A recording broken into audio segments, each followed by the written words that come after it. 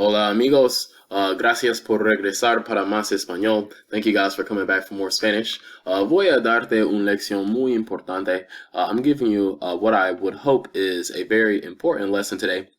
Y es sobre los verbos irregulares. It's about irregular verbs. Now, irregular verbs are going to break the rules of typical conjugations that we see, and I think this happens because these are the most useful verbs that we have.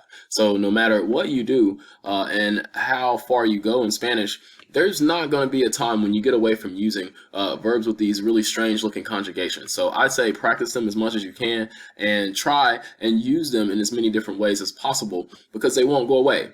Our last video about AR verbs, a lot of those verbs are interchangeable and replaceable with lots of other words and lots of different ways to say those things. But these three words that we're going to work on today, there's not very many different ways to say them. And that's why the conjugations are so different. So let's start out by saying that a irregular verb is a verb that doesn't follow the conjugation rules. Typically in the yo form.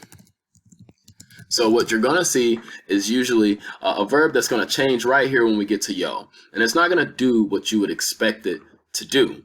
So I'm going to start with estar because estar looks a lot like the AR verbs that we practiced in the last video. So estar, you would expect from the rules we saw to say esto, but it's not esto. Esto means something different, and what we actually get here is estoy. So just having estoy here instead of esto, it makes it irregular verb. Now these two, and especially ir, is much more irregular than estar. But they are all irregular in the same, and they are words that you really can't get away from using. So let's first see what these mean. I'm going to show you how to conjugate them and give you a couple rules, and we're going to try to use them in some practice. So estar is another word for to be. I know we learned to be as our first form of conjugation, and I'll have a video coming up soon about the difference between ser and estar that I hope you'll find very useful. So in the first person, I say yo estoy. This means I am. We say tú, accent on the you. This is estás. Él o ella está. I'm going to have to go back and put some accents on these because these words are important and these accents are pretty important too.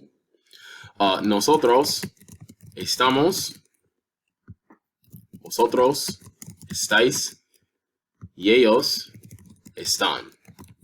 So we have I am, you are, he is, we are, y'all are, and they are.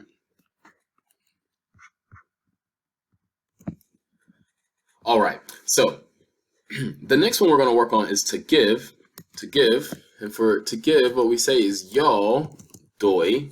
You can see that this you would think is do, and that's going to be a really confusing word to use as a verb in a sentence. So what we have here is doy, tú, das, él, ella, usted, ellos, da. Nosotros, what do you think nosotros will be? Damos, muy bien. Vosotros, this one's dais. Y ellos, dan. So, here we have I give, you give, he gives, we give, they give, and y'all give. And you see that all of these in English, it's just give, give, give, give, give. But in Spanish, we're going to have different versions of these verbs that explains which pronoun we're actually using. All right, so la última es la más difícil. The last one is the hardest. And I'm going to try and do this all in Spanish and see if we understand. Entonces, la palabra ir quiere decir to go. Y si estamos hablando de yo, decimos que yo voy. También aquí decimos que tú vas. Cuando hablamos de él, lleva un tilde en el E. De ella o de usted, decimos va. Nosotros, ustedes saben, será vamos. Vosotros, si estamos en España, diríamos dais. Y aquí decimos que ellos o ellas o ustedes van. Voy a pausar un rato para agregar la tilde aquí, el tilde aquí en la A. Entonces, ya todo lleva tilde como debería.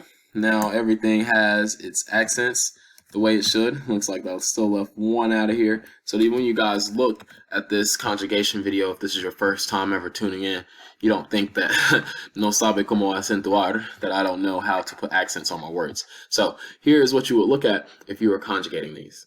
So let's take a second and try and use this in some sentences. So our first one here is who goes to your school? We're going to need the word quién to say who. Which verb will we need to say goes? Will it be ir, dar, or estar? We're going to choose ir. Who is not I, who is not you, unless we're answering. Who is going to be he or she or it. Who, we're going to choose our third person, the one that's not me or you. So quién va, and then to your school, a tu escuela. So this will look like this. ¿Quién va a tu escuela? Do your teachers give a lot of homework? Here, which verb will we need? We have the verb give. Let's go up here and find give. It's dar, it means to give. And we're going to choose the one that matches your teachers. Is it I? No. Is it you? No. Is it someone else? Not just one person. Is it we? No. Is it y'all? No. Is it they? Yes, your teachers. Do they give a lot of homework? So this would say, tus profesores dan mucha tarea. Yeah, interrogativo here.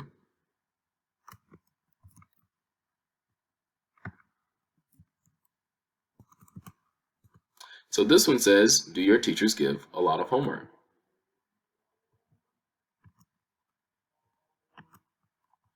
We are bored because this class is boring. So we're going to need to conjugate the verb ser here. Soy, eres, es, somos, son. You can watch my video about what is conjugation to figure out how to do that. But when we say we are bored, we're answering the question more of how are you doing today, not what kind of person you are. If you're describing what kind of person you are, and you're using this adjective here, then you're going to be saying boring. So we've got boring here, where it's describing how the class actually is. Math might be boring. Spanish may be boring. Hopefully none of your classes are boring. While we are just bored right now. So what I want to say here is estamos aburridos. We are bored porque la clase es aburrida.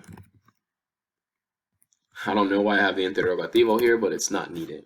So it's saying we are bored, not boring people, because the class is boring. So we use estar when we're talking about how things are just doing, and we use ser to describe permanent descriptive characteristics. Tune in for the next video to figure out how to use ir in a few more useful ways. Adios, have a good day.